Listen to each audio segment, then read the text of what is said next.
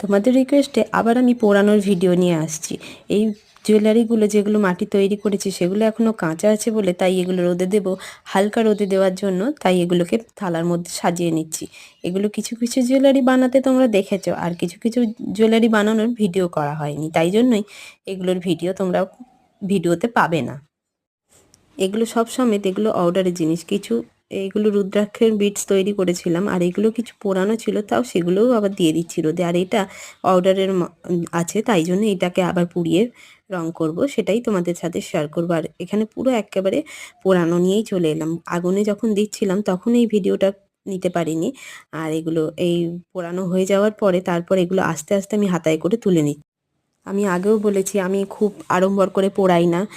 যে মাটির উনুনে রান্না হয় সেই উনুনেই আমি রান্না হয়ে যাওয়ার পরে এই জুয়েলারিগুলো দিয়ে দিই, যাতে এতে পুড়ে গিয়ে পুরো লাল হয়ে যায়। আর আস্তে আস্তে এটা পুড়ে যাওয়ার পরে আমি হাতায় করে বার করে নিয়েছিলাম, নিয়ে খানিকক্ষণের জন্য এখানেই রেখে দিয়েছিলাম যাতে ঠান্ডা হয়।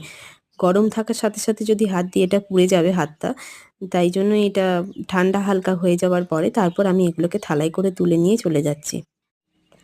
আর এগুলো তুলে নিয়ে যাওয়ার পরে এই যে ছাইগুলো লেগে রয়েছে, ঘুঁটের ছাই, এই ছাইগুলোকে একটু তুলিতে করে বা ব্রাশে করে ঝেড়ে নেব, তারপরেই এগুলো রং করার যোগ্য হয়ে যায়।